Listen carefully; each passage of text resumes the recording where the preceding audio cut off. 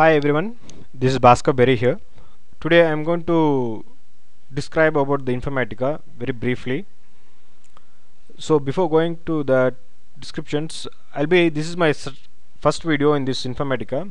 So I'll be adding a couple of videos in the based on real-time scenarios. Please go watch that. So let me start with the today's session, going with the awareness of the terms which we used in my coming videos. So just open the paint. I have just written few terms here, so I'll explain which term what it mean by that. So initially we'll go with the ETL tool. So what do you mean by ETL? ETL is nothing but extract, transform and load. This is a full form of ETL. Apart from that, the process of extracting data from OLTP, online transaction processing, or any other remote systems and transforming and then loading into data warehouse is known as ETL. It's a basic definition which I told you. It's just loading data from various sources to the data warehouse or any storage where you want to accumulate all the data from various data type sources.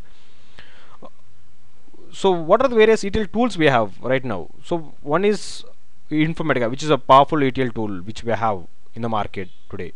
Apart from that, we have DataStage and SSIS, which is being provided by the Microsoft. That SSIS is nothing but SQL Server Integration Service System. And one more thing, we have like Oracle PL SQL or Oracle Data Warehouse tools. There are several tools in the market. So we are going most of the people uses these tools for the data warehouse projects. Otherwise, one more thing is like integration projects. They use these tools.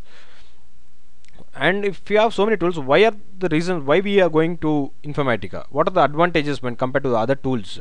First thing is it's a user friendly. The interface is user friendly, and second part is more secure than other tools which we have in market, and easy to maintain. Whenever the job fails or particular abrupt ends the job, we can easily clearly identify the what is the error we faced and why it has failed. So it is easy to maintain for the developer, and it can extract data from any system like SAP, flat files, COBOL, relation databases, Oracle databases, any databases. Like it supports most of the databases. That's the reason why we go for, especially for the Informatica.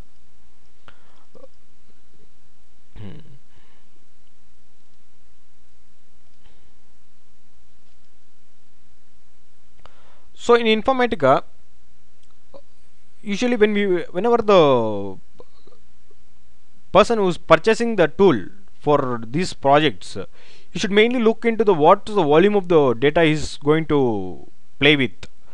So based on that, we have two types. One is Power Center and one more is PowerMart.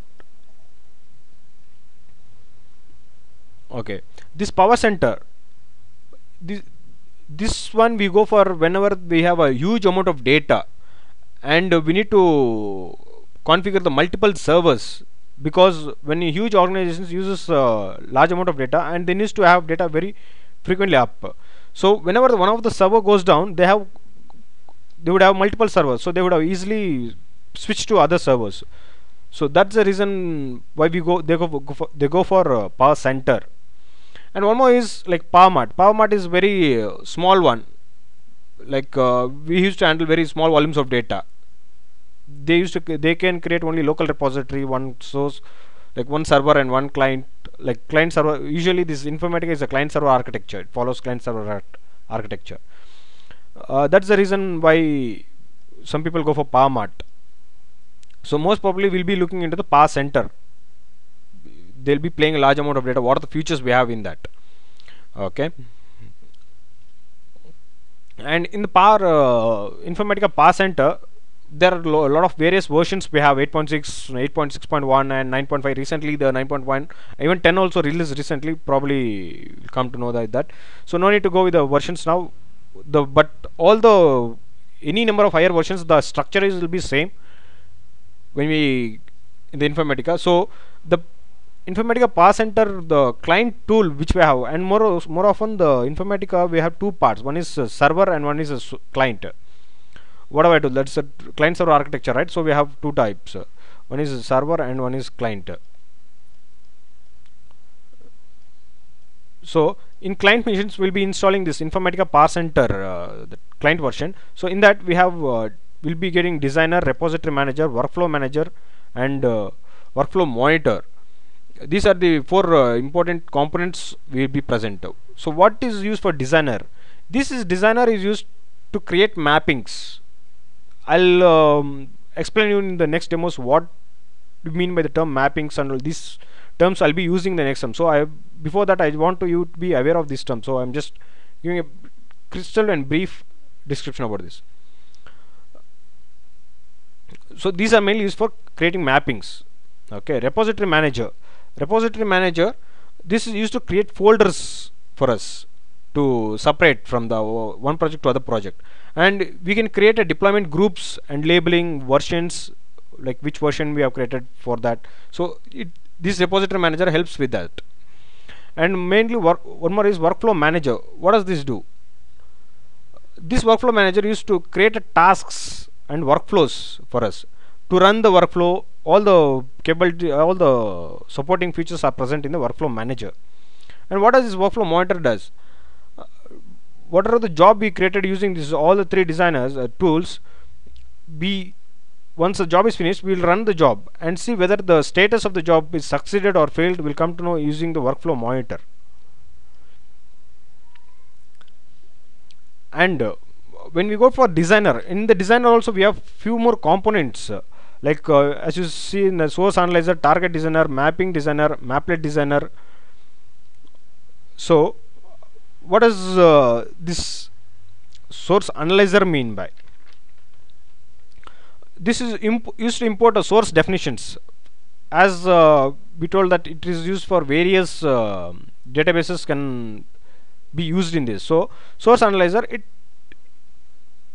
imports the tables or whatever the views, definitions, procedures from the source databases. And target is used to from where to load, like from one particular source to destination. What are the destination? It's either a flat file or a XML file, relational database table. To load that table, we go for like the definitions of that will be explained in the target designer. Source is from where the data source is coming for us. And the mapping designer, what does this mapping designer do? As I told, it used to create mappings. It's a set of transformations between the source and target.